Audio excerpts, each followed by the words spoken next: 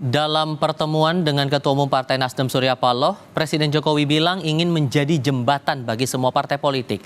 Apa maknanya? Benarkah Jokowi tengah membujuk partai di luar koalisi pendukung Prabowo Gibran? Siapa saja yang akan diajak dan bersedia bergabung dan apa tujuan manuver ini? Kami diskusikan bersama dengan para narasumber. Bergabung saat ini Yandri Susanto, Wakil Ketua Umum Partai Amanat Nasional, kemudian pengamat politik Ujang Komarudin, dan kami masih menantikan kehadiran dari Wakil Sekjen Partai Kebangkitan Bangsa Saiful Huda. Selamat sore semuanya, apa kabar? Selamat sore, assalamualaikum. Terima kasih sudah bergabung bersama kami. Mas Yandri, dibilang Presiden akan jadi jembatan buat semua. Apa maknanya? Apakah ini bisa dimaknai bahwa tujuannya untuk memuluskan masa transisi pemerintahan ke periodenya Prabowo Gibran nanti? Ya, kita pertama bersyukur pemilu ini kan berjalan damai, lancar, kan tidak ada goncangan-goncangan yang tidak kita inginkan. Itu patut kita syukuri. Kemudian setelah pemilu sejatinya memang kita sesama anak bangsa, guyup kembali, rukun kembali. Dan apa yang dilakukan oleh Pak Jokowi untuk melakukan silaturahmi, mengundang para pihak, saya kira kita apresiasi dengan baik. Ya, itu bagian dari usaha kita untuk mempercepat. Selama ini mungkin terjadi beda pendapat, kemudian ada gesekan, ada kemudian beda cara pandang, agak mungkin keras cara mencari suara, tapi kan itu sudah ditentukan oleh rakyat, ya kan? Tanggal 14 Februari kemarin, rakyat sudah memberikan keputusannya.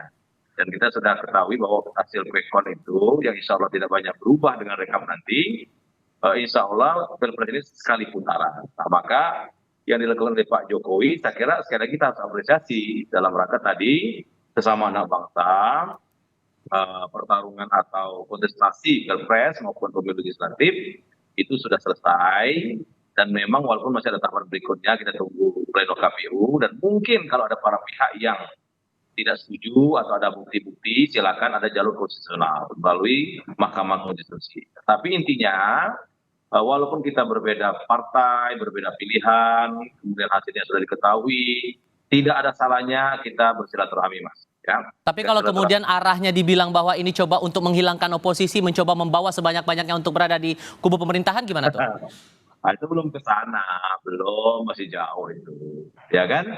Jangan juga setiap pertemuan dikaitkan dengan bagi-bagi kekuasaan, oposisi jangan juga, ya kan? Silaturahmi itu baik, ya kan? Jadi jangan setiap pertemuan dimaknai dengan pertemuan politik, jangan, ya. Kan bangsa Indonesia ini hobi dengan silaturahmi, ngobrol bareng, duduk bareng, ya. Jadi jangan segala sesuatu yang pertemuan para elit politik itu dikaitkan dengan kepentingan sesaat atau pembelahan kepentingan, tidak. Ya, saya kira sekali lagi apa yang dilakukan oleh Pak Jokowi itu sebagai kepala negara maupun kepala pemerintahan dan sudah banyak makan asam garam berpolitik Indonesia, saya kira kita harus beri hormatlah kepada Pak Jokowi yang sudah punya inisiatif untuk melakukan komunikasi bahkan silaturahmi secara langsung pada para elit negeri ini. Jadi, karena dibilang juga oleh Mas Anies tadi siang itu kalau ada pertemuan semacam ini hanya tontonan saja. Dari PKS bilang ini terlalu dini pertemuannya, hasil rekap juga masih terus berjalan. Itu gimana tuh? Cukup alasan tidak menurut Anda, Mas Andi? Kalau saya gini, saya sarankan ke Mas Anies ngomongnya baik-baik lah kan. Dia kan sebagai capres, ya kan. Rakyat sudah memilih, jadi ngomongnya menurut saya agak adem lah. Oke. Ya. Kalaupun nggak puas nanti kan ada jalur yang mesti bisa dilalui. Saya kira provokasi atau ujaran-ujaran yang cenderung membelah akar rumput atau membelah anak bangsa, saya kira kita hindarilah. Oke. Ya. Oke. Jadi kalau puas ya nggak apa-apa, kan hak Pak Jokowi itu, Pak Surya Paloh kan hak dia, hak Pak Surya Paloh. Oke. Jadi ya menurut saya sejatinya Pak Anies mengapresiasi pertemuan itu. Oke. Bahwa hasilnya apa ya kita kan belum tahu. Oke, kalau gitu saya coba ke Pak Ujang kalau begitu memaknai. Oke, Pak Ujang, Anda memaknai upaya manuver dari Pak Jokowi ini untuk menjadi jembatan buat semua partai politik ini tujuannya arahnya kemana? Ya, saya sih melihat ya, mengamati secara dalam bahwa ya sejatinya ya apa yang dilakukan oleh Pak Jokowi ya tidak salah. Karena ingin kelihatannya mendorong koalisi di Prabowo Gibran, koalisi yang besar, yang gemuk, yang tambun, yang kuat. Kalau misalkan hanya bersandar pada 4 partai di koalisi Indonesia Maju, katakanlah ada Golkar, Gerindra, PAN dan Demokrat, itu belum cukup kuat kekuatannya di parlemen. Jadi butuh penambahan partai politik yang kalah untuk bisa bergabung. Nah, dalam konteks itu ya bisa jadi jembatan itu adalah jembatan komunikasi ya antara partai-partai yang kalah, salah satunya Nasdem, ya berkomunikasi dengan Prabowo maupun dengan Koalisi Indonesia Maju. Dan saya melihat sesuatu yang bagus. Tapi catatan saya begini, ya seandainya yang kalah itu mau bergabung atau akan bergabung, ya tentu itu hak mereka. Tetapi dalam konteks kita menjaga demokrasi, kita membutuhkan pemerintahan yang kuat. Artinya Pak Prabowo dan Mas Gibran pemerintahannya harus kuat. Tetapi di saat yang sama kita juga butuh oposisi yang tangguh dan kuat. Nah, problemnya di kita ini tidak banyak partai politik yang kuat daya tahannya menjadi partai oposisi. Ya mestinya yang kalah misalkan di kubu 01, 03 mestinya menggalang kekuatan menjadi partai oposisi. Tetapi saya tidak yakin. Dan saya meyakini, mohon maaf ya ini prediksi saya gitu, bahwa ya bertemunya Pak Surya Paloh dengan Pak Jokowi adalah bagian indikasi ya kelihatannya Nasdem ingin juga merapat kepada kekuasaan. Dan itu sesuatu yang alamiah saja, naluriah politisi, naluriah partai yang ketika membuat partai ingin berkuasa, dan itu posisi hal yang umum saja begitu. Walaupun kemudian secara angka-angkanya tidak ideal begitu antara pihak di kubu pemerintahan dengan kubu di oposisi, Pak Ujang. Ya sebenarnya gini, yang diperlukan kan check and balances. Ada kekuatan penyeimbang di luar partai pemerintah. Kan begini, di masa pemerintahan Pak Jokowi katakanlah 2 periode ini kan begitu kuat. Pak Jokowi ini pemerintahannya, bahkan terakhir PAN masuk itu bahkan sampai 80% lebih kekuatan di parlemen. Nah inilah yang membuat kekuatan oposisi menjadi lemah. Dan pendulum kekuatan oposisi itu bukan lagi di parlemen, bukan lagi ada di partai oposisi, bukan lagi di Demokrat maupun PKS ya.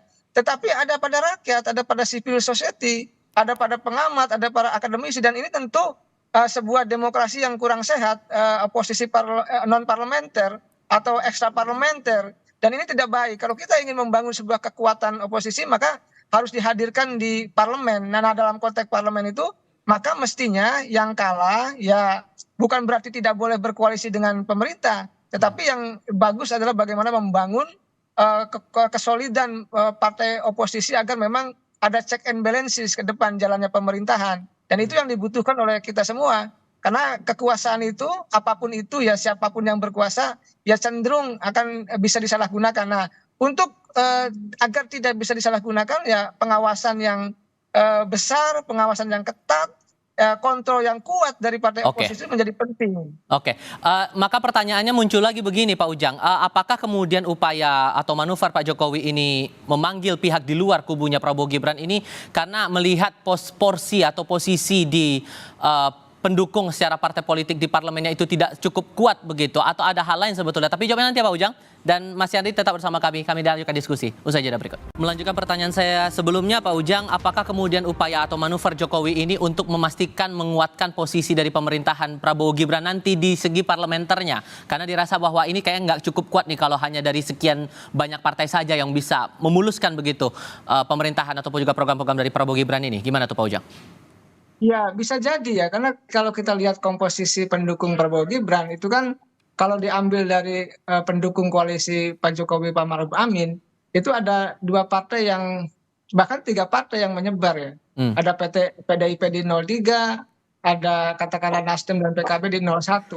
Dan itu kan butuh penguat tersendiri dalam konteks pertama untuk mengamankan pemerintahan Pak Jokowi hingga Oktober 2024. Di saat yang sama juga ya, karena konsep Pak Prabowo dengan Mas Gibran adalah keberlanjutan, maka Pak Jokowi juga punya kepentingan untuk bisa transisi ya menuju pemerintahan yang baru itu berjalan dengan aman dan damai. Nah dalam konteks itu ya sejak awal mesti didesain, mesti diformat, mesti dirancang ya tadi komposisi kekuatan parlemen koalisi Prabowo Gibran, karena itu harus dilakukan jauh-jauh hari untuk memastikan janji kampanye, program-program, visi misi, platform maupun ide gagasan yang telah disampaikan dalam kampanye yang lalu betul-betul bisa diimplementasikan di parlemen. Karena kalau parlemennya dikuasai oleh katakanlah pihak oposisi, ini rawan kebijakan-kebijakannya tidak akan berjalan gitu, tidak akan mulus, dan itu menjadi persoalan. Oke, sehingga di kubu Koalisi Indonesia Maju atau mungkin dari PAN sendiri, Mas Yandri, apakah sudah ada obrolan khusus kira-kira parpol mana yang bisa diajak untuk bergabung begitu ke kubunya Prabowo Gibran? Atau mungkin udah ngobrol dengan Pak Presiden Joko Widodo juga nih? Belum ada obrolan itu, Mas. Kalau masalah siapa yang diajak, siapa yang enggak itu kan bukan ranahnya PAN juga. Itu kan tergantung Pak Prabowo sebagai presiden terpilih dan Mas Gibran sebagai wapres terpilih kan, termasuk Pak Jokowi. Ya kalau PAN insya Allah juga diajak untuk ngobrol kami siap. Tapi sampai sekarang belum. Tapi intinya begini, kalau masalah komposisi di parlemen kita juga belum tahu berapa kursi dari Koalisi Indonesia Maju ya. Walaupun mungkin sekarang secara elektoral vote itu belum sampai 50%. Tapi bisa jadi komposisi suara untuk kursi bisa lebih, Bang Ujang. Belum tentu juga di bawah 50% belum tentu, maka kita tunggulah ya. Tapi sekali lagi, jeda waktu yang agak panjang menuju pelantikan presiden tanggal 20 Oktober, saya kira komunikasi itu baik-baik saja dengan siapapun. Boleh kita berbeda pendapat, boleh kita berbeda partai, boleh kita berbeda pandangan, boleh. Tapi ngobrol, diskusi, duduk bareng penting ya. Ini kan bangsa kita, negara kita, kan, rakyat kita. Jadi saya kira sekali lagi para pihak yang mau berdiskusi, mau ketemu, termasuk Pak Jokowi mau menjembatani, saya kira kita harus apresiasi. Jangan a priori dengan silaturahmi, kan? Bangsa ini nggak bisa kalau kita bangun sendiri nggak bisa. Tapi bahwa persoalan siapa yang mau diajak ke dalam, bukan ranahnya PAN, ya, bukan wilayah kami. Tapi kami, sekali lagi kalau nanti Pak Prabowo ngajak diskusi dengan para pihak, ini nanti maju, kami apresiasi. Pak Jokowi mengundang siapapun, kami apresiasi. Ya tidak ada yang negatif pertemuan itu. Ya, jadi jangan kita sampai terlalu suzon, harusnya berhusnuzon, berprasangka baik. Sekali lagi kontestasi Pilpres dan Pileg ini sudah selesai ya. Jangan lagi kita bawa ke arah yang perseteruan yang tidak ada ujungnya. Kita perlu untuk bersatu kembali, guyup kembali. Karena bangsa ini besar, rakyat kita sangat banyak, persoalan banyak. Harus kita sama-sama. Bahwa oposisi atau di luar pemerintah itu penting sebagai kontrol atau untuk mengingatkan kalau jalannya pemerintah kurang baik. Jadi sama-sama mulianya. Nah oleh karena itu jangan juga nanti dicibir. Kalau yang menang mengajak yang kalah bergabung juga dicibir. Kita hormati juga. Yang nggak mau kita hormati juga. Karena saya yakin semua kontestan kemarin itu tujuannya satu, merah putih. Jadi udahlah kita. Insya Allah kalau kita sama-sama negeri ini akan menuju Indonesia Emas 2045 akan kita. Baik, Mas Yandri Susanto dari Partai Amanat Nasional terima kasih, Pak Ujang Komarudin dari Al Azhar Indonesia juga terima kasih sudah berdiskusi bersama kami. Selamat sore semuanya.